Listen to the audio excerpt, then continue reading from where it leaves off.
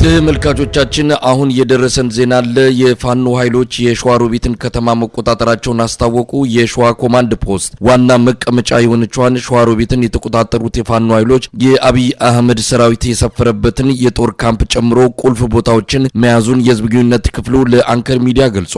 ሰሞኑን በተካሄዱ ውጊያዎች ከፍተኛ ኪሳራን ሲያስተናግድ የቆየው የአብይ አህመድ ሰራዊት በመጨረሻም ከሸዋሮቢት ተገፍቶ የወጣ ሲሆን በዙሪያ በሚገኙ ከፍታማ ቦታዎች ላይ ሰፍሮ እንዳለ ነው ያገኘነው መረጃ የሚያመለክተው። አንከር ሚዲያ ያነጋገራቸው በመከታው የሚመራው የፋኖ ብርጌድ የህዝብ ግንኙነት ክፍል አመራር ሸዋሮቢትን ተቆጣጥረናል፣ ሁሉ ነገር በእጃችን ነው ብለዋል። በጣም ነው ማመሰግነው። እንግዲህ በሸዋሮቢት ያለውን ወቅታዊ ሁኔታ በተመለከተ ነው። ሸዋሮቢትን የፋኖ ኃይሎች ተቆጣጥሯል የሚል መረጃ ሰምተን ነው። ማረጋገጫ መስጠት ይቻላል? ሸዋሮቢት በፋኖ እጅ ናት? አዎ እውነት ነው። ሸዋሮቢት በአማራ ፋኖ ሸዋ ጠቅላይ ግዛት በመከታው ማሞ የሚመራ ጦር እጅ ውስጥ ናት። ሰሞኑን ሲደረጉ የነበሩ ኦፕሬሽኖች ነበሩ። በተለይም የአገዛዙን ሰራዊቶች የመበታተንና ባንዳዎችን የማጥራት ስራዎች ሲሰሩ ነበር። በሸዋሮቢት በቅርብ ርቀት ውስጥ ነበር ፋኖ የነበረው።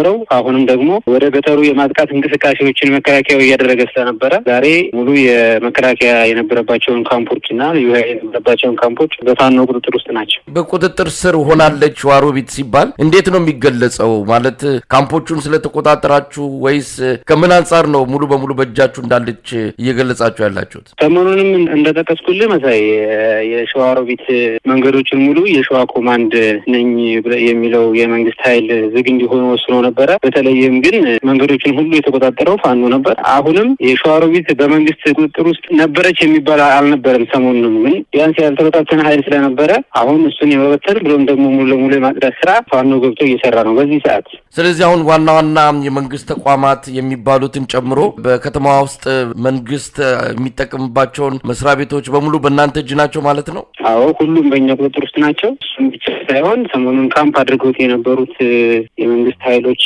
ካምፕ አድርገውት የነበሩት ቦታ ሁሉ በእኛ ቁጥጥር ውስጥ ነው። እስቲ ስለነበረው ሁኔታ እንደው ባጭሩ መግለጽ ከተቻለ በምን ሁኔታ ነው ያንን አካባቢ በእጃችሁ ያስገባችሁት? አሁንም ውጊያ አለ።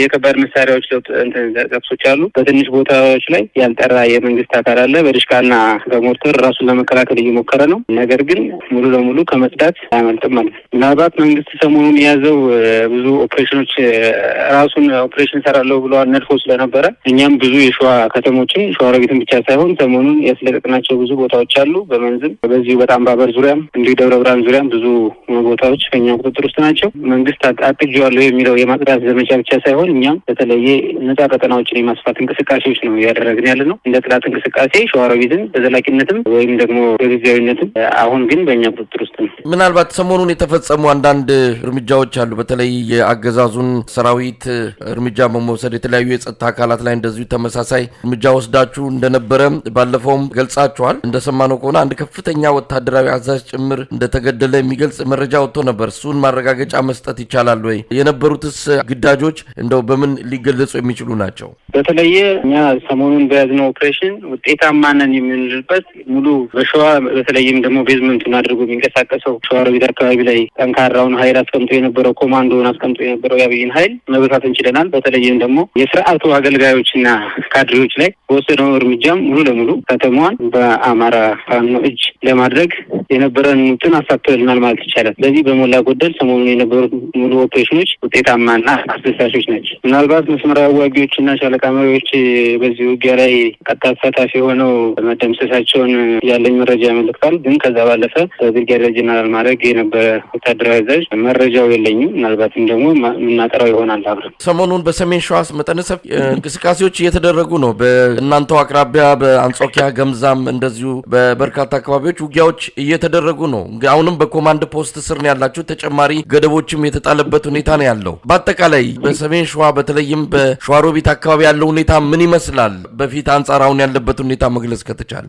አዎ በብዙ ቦታዎች ላይ እንደዚሁ ምናልባት ይሄ የመንግስት እቅድ ነው ብለን እኛም ባለፈውም ተናግረው ነበረ። ብሔረሰባዊ ግጭት ለማስመሰል እየሄዱበት ያለ መጠነ ሰፊ ፕሮፓጋንዳም ነበረ። በተለየ የኦሮሞን ሕዝብ መጡብህ እያሉ እያስደነበሩ ፋኖ ከተነሳበት ዓላማ ውጪ አጌንስት ፋኖ የሚሆኑ በልዩ ዞን ውስጥ የነበሩ ኃይሎች ነበሩ። ከነዚህም ጋራ ብዙ ግጭቶች ነበሩ። በተለይ አንጾኪያ ላይ ከዛ ከኦሮሞ ዞን ውስጥ የሚሰነዘረው ጥቃት ብሎም ደግሞ ከመከላከያው ጋር የነበረው የመልስ እንትን እጅግ ፈታኝ ነበሩ። ነገር ግን አሁንም በፍጹም የኮማንድ ፖስት የሚሆን መንግስት ክልከላ የፋኖን ትግል ወደ ኋላ መልሰው እኛም ብዙ ነጻ ቀጠናዎችን ነጻ የማውጣትና ከብአዴን ነጻ የማውጣት ስራችን ይቀጥላል።